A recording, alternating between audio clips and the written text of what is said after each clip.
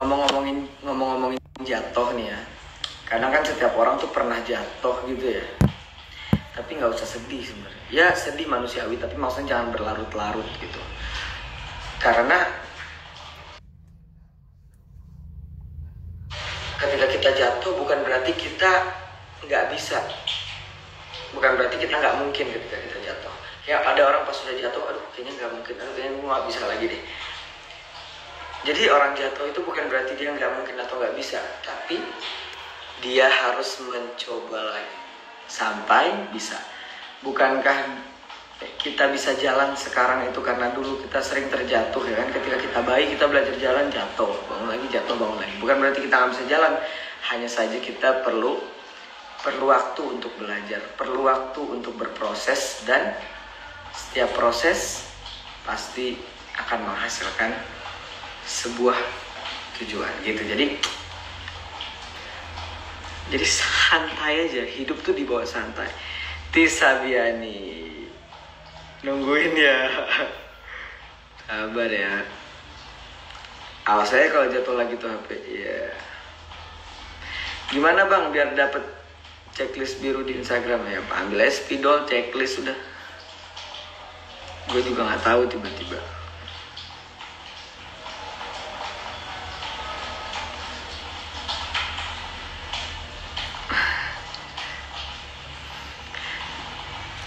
Ini si Aisyah lagi ngapain nih? Kalau lagi nggak ngapa-ngapain kita live nih. Bang, ya apa? Bagaimana dengan jatuh hati, C? Sama. Hati juga perlu sesekali jatuh. Agar nanti dia akan menjadi hati yang lebih kuat dan hati yang lebih selektif ke depannya. Jadi tanpa jatuh, kita nggak akan belajar. Jadi gitulah. Ketika kita jatuh, tandanya kita disuruh belajar lah. Gitu.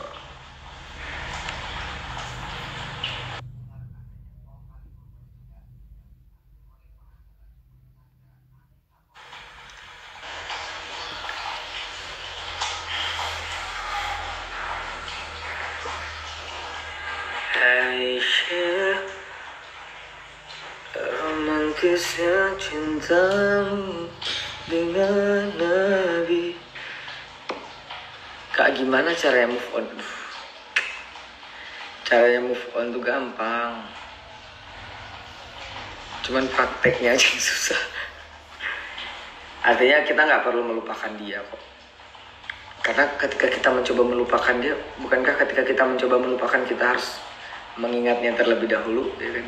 Jadi jangan ikhlasin aja, ikhlasin kayak santuy aja. Pasti sesuatu yang hilang dari hidup kita akan diganti dengan yang lebih baik, itu pasti.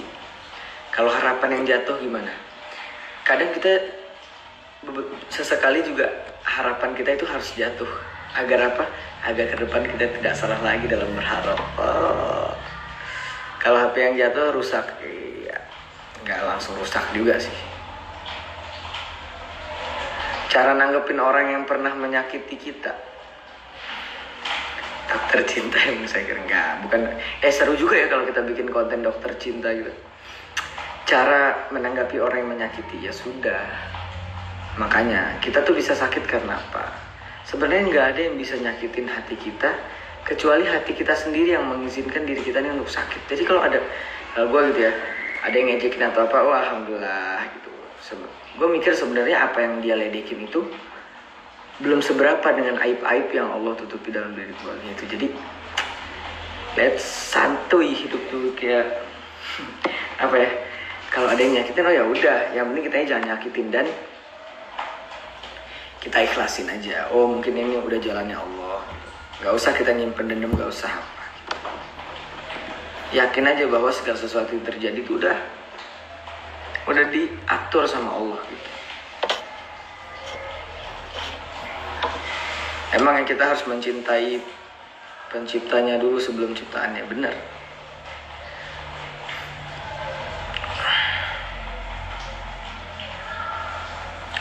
Apa yang Bang Syakir pahami tentang bucin? Bucin itu nggak salah sih. Bucin itu sebenarnya banyak orang tuh bilang kok hoodie-nya ganti mau perform. Ini bentar lagi perform. Performnya harus pakai baju putih. Bang Syakir cocok jadi dokter cinta. Saya lagi jadi pasien guys. Masih pengen jadi pasien. Sesekali aja jadi dokter. Bucin itu gini loh, jangan, cinta itu memang butuh pengorbanan gitu. Jadi jangan ketika melihat orang berkorban bucin gitu. Kecuali kalau dia sampai jadi budak. Nah kalau sampai jadi budak nggak boleh. Kalau berkorban boleh, tapi kalau jadi korban jangan. Minta doa lagi dirawat maknya. Masya Allah, ente ambil wudhu, sejadah, sholat, terus doa, baca surat Yasin. Udah deh, kalau orang baca surat Yasin terus doa, kalau lagi hajatnya gede banget gitu misalnya, insya Allah dikabul sama Allah. Syifayul dokter. Kak, gimana caranya agar dia tahu kalau kita rindu? Begitulah uniknya rindu. Tidak perlu saling diketahui, tapi rindu pasti akan saling merasakan. Biasanya gitu. Terus gimana kalau kita ngerinduin dia, dia nggak ngerinduin kita? Aduh, susah nih generasi rindu.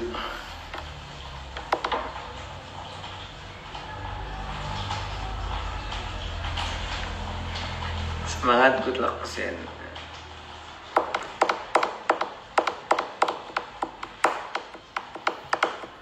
Pasiennya belum minum obat.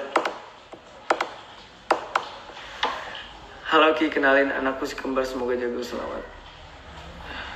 Guys, kasih pertanyaan-pertanyaan tentang hati kalian. Apa yang kayaknya lagi gitu, kayak lagi tanya, nanti insya Allah gue jawab, oke?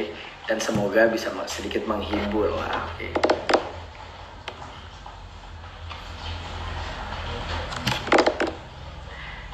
Biar nggak disakitin terus sama dia gimana?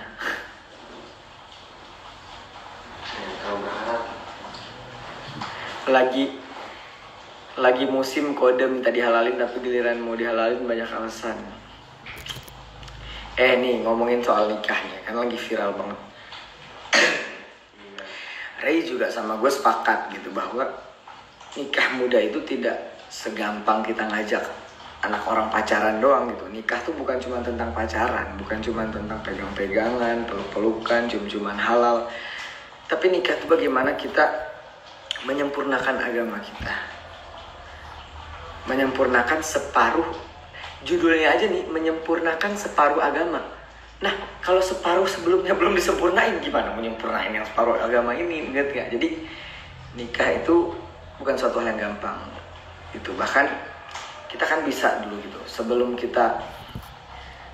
kemudian kita membuat sebuah rumah, kita perlu bangunannya dulu, kita perlu pondasinya dulu. Nah, pernikahan juga kayak gitu.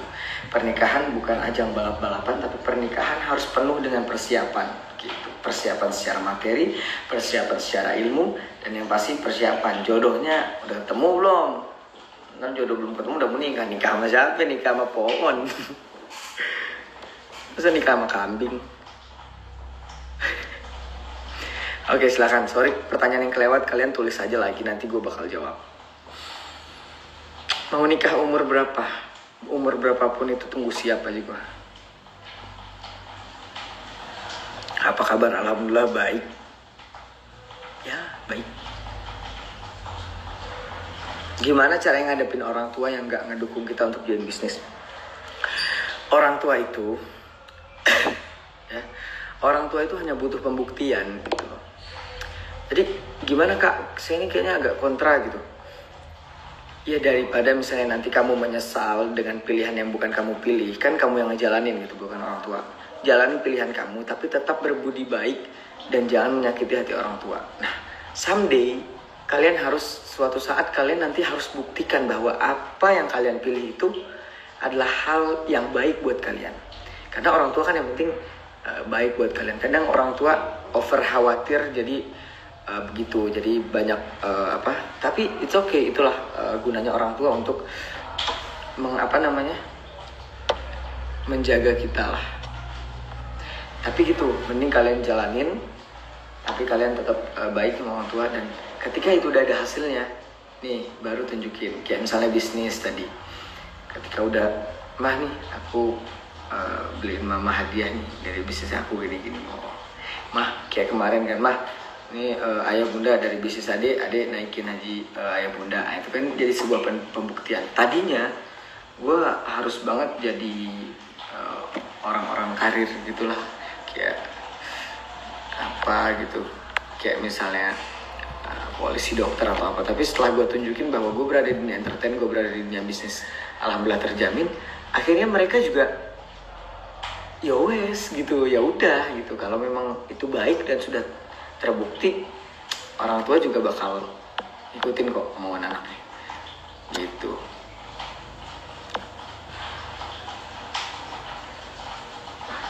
Sedia followers murah, harga merakyat. Aduh, daripada beli followers mending beli mahar. Bang, caranya biar dia nggak baperan. Maksudnya gimana? Setiap orang pasti baper lah, setiap orang punya perasaan. Cuman bapernya itu nggak boleh salah. Baperlah sewajarnya, jangan sampai berlebihan. Karena kalau bapernya berlebihan bisa ngerusak hati. Kalau hati udah rusak, semuanya rusak. Gimana menurut Kak Syakir kalau kita mencintai dia dalam diam, ngedoain dan memperjuangin dia di sepertiga malam tanpa pernah chattingan, padahal kita belum tahu dia jodoh kita atau enggak? Ini viral banget kayaknya. Sepertiga malam tuh soal jodoh doang kayaknya. Aduh.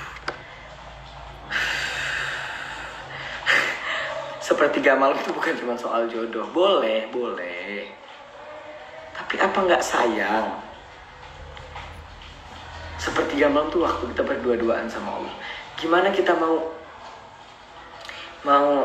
dapat jodoh misalnya di sepertiga malam kita doain dia, sedangkan kita aja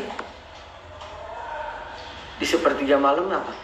Tujuan kita sakit nggak sih kalau misalnya nih kita punya kekasih kita datang ke kita terus nanyain tentang orang lain misalnya nih kita punya kekasih, dia datang ke kita terus dia nanyain orang lain gitu, kan sakit gitu. Nah Allah juga gitu, janganlah kalian bahas-bahas jodoh terus. Udah bilang aja, ya Allah, sungguh aku tidak mampu menghitung segala nikmat yang kau berikan selama ini, tapi aku juga tak mampu menghitung dosaku kepadamu. Maafkan aku ya Allah, jadikan aku lebih baik. Ya Allah, berikan aku kesuksesan di dunia dan akhirat. Ya Allah, aku memohon jodoh yang terbaik darimu, misalnya gitu. Tapi ya Allah, aku mengadukan tentang hati ini yang mencintai salah satu hambamu. Siapa gitu? Jika dia memang baik untukku ya Rabb, dan baik bagi hubunganku denganmu, jadikanlah, dekatkanlah. Jika tidak, jauhkan. Udah gitu selesai. Jadi jangan sampai kita mengharapkan di hidup ini sesuatu yang belum pasti gitu loh. Ya, udah pasti atau belum jadi jodoh kita. Kayak misalnya, ini udah pasti belum nih kalau besok tuh gue masih hidup atau apa gitu. Jadi jangan mengharapkan sesuatu yang tidak pasti, karena itu teman-teman. Lo ada nomor David nggak? Nomor bilang belum perform.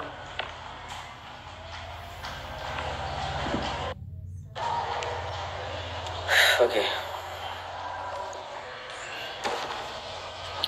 Ada pertanyaan lagi? Kak Syakir pembahasannya jodoh terus. Ya, orang kalian yang nanya gimana? Jodoh tuh gak usah dipusingin.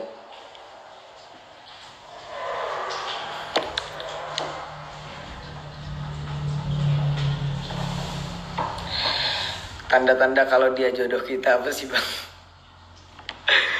Aduh, jodoh tuh urusan Allah. Gue gak mau ikut campur ya. Gue gak mau ikut campur. Kita tuh makanya kenapa gak boleh ini, karena sesuatu yang udah Allah atur, kita gak boleh terlalu ikut campur.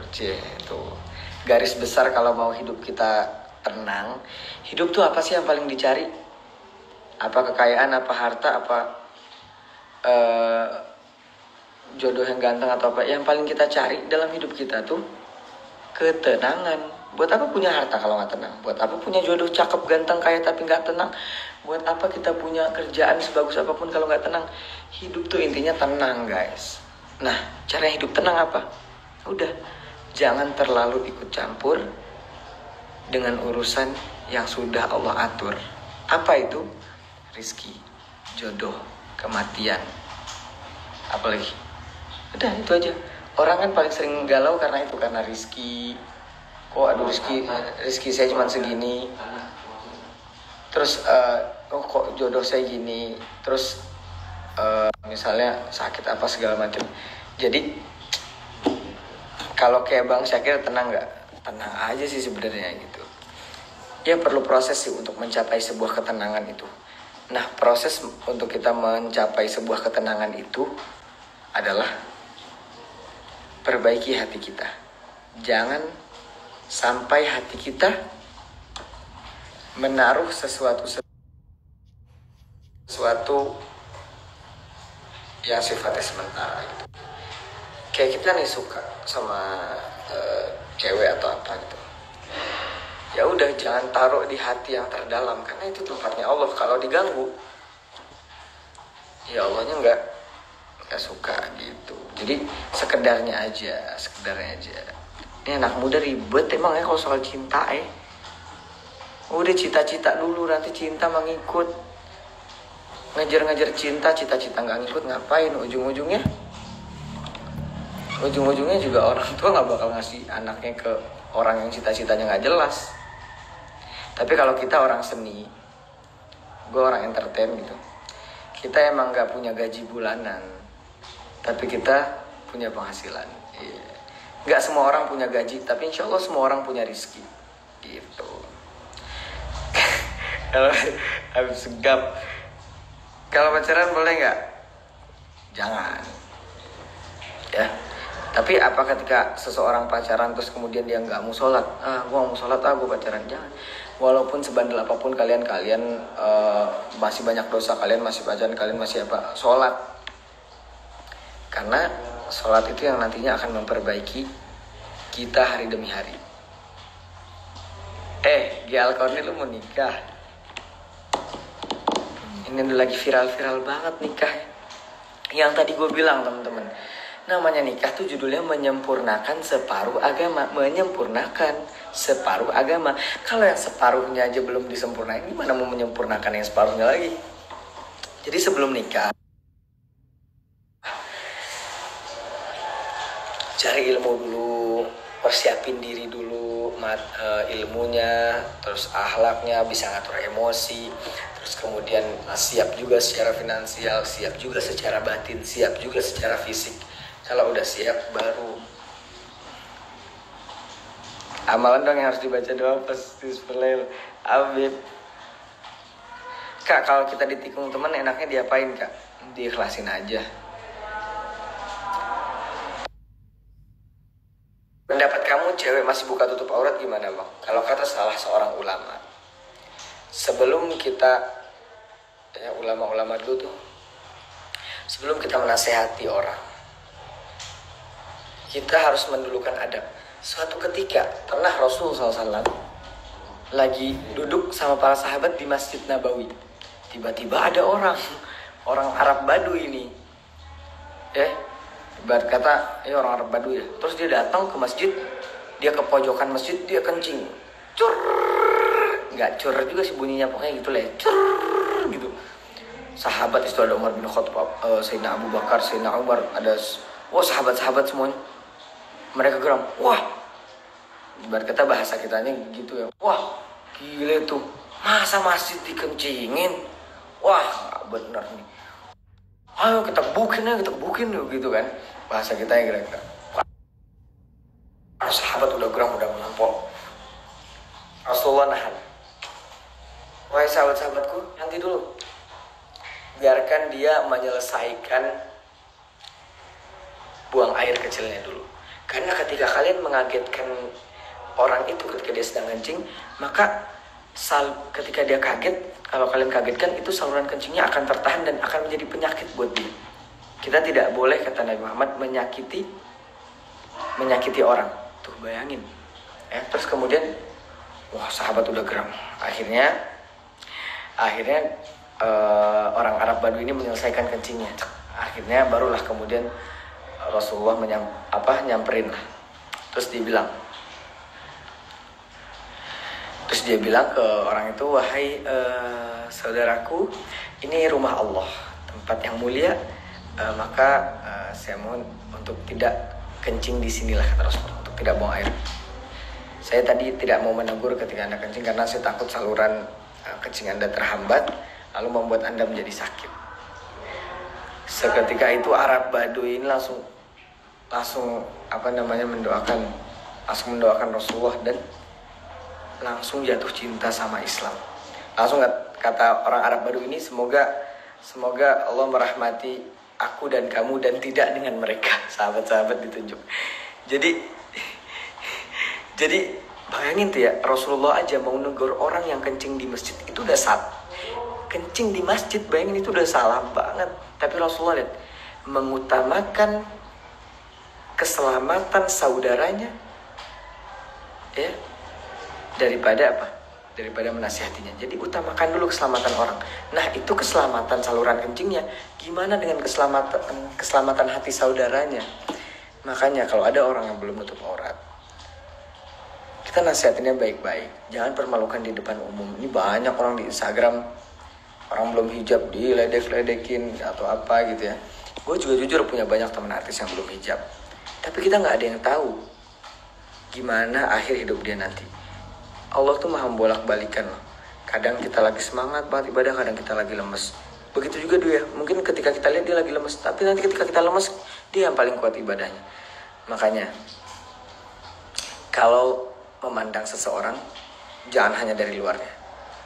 Bahkan ketika kita memandang orang yang sedang bermaksiat, bahkan kita memandang seekor anjing aja, itu harus dengan hati yang selamat. Wah, ini anjing, suatu ketika ulama melihat, wah ini anjing jauh lebih mulia dari saya. Padahal dia ulama. Kenapa?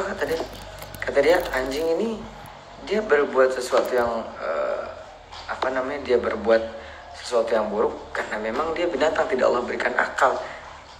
Sedangkan saya berbuat dosa, berbuat buruk. Padahal saya dikasih akal, saya dikasih akal untuk berpikir sama Allah. Jadi lebih baik mana? Lebih baik dia, lebih baik anjing ini daripada manusia. Makanya gitu. Bang, masalah Gift Baim versus Nikita, nggak tahu. Kak, gimana cara ngadepin orang yang suka memfitnah? Nggak usah dihadepin lah, dibiarin. Dimin doain aja, sama buktiin kalau apa yang dia fitnah itu nggak benar.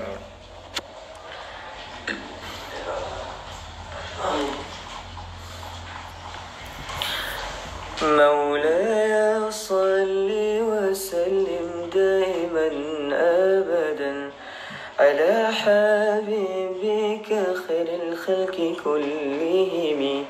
Bang, kalau misalnya aku udah pacaran nih, terus aku ninggalin dia karena alasan aku ingin memperbaiki diri dulu menjadi lebih baik, gimana tuh bang penjelasannya? Ya harus benar-benar, jangan ntar perbaikin diri, ketemu yang lebih kinclong dikit malah tergoda ya. Ya udah, kamu perbaiki diri. Nanti setelah baik mau nikah nggak apa-apa. Bang, gimana tanggapannya tentang Palestina? Sedih banget. Ini kalau gue jadi presiden ya,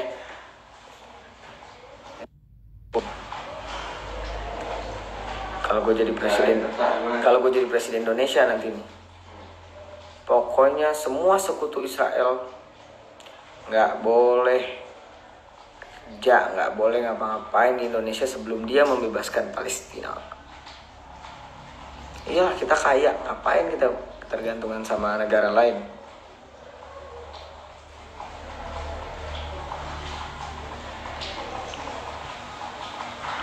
Syakir, kriteria istri lu gimana? Ya yang penting sih dia cewek, terus dia perempuan, terus dia wanita.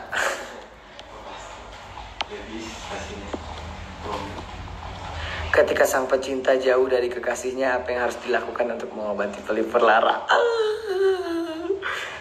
Ketika sang pecinta jauh dari kekasihnya, apa yang harus dilakukan untuk mengobati pelipur laranya?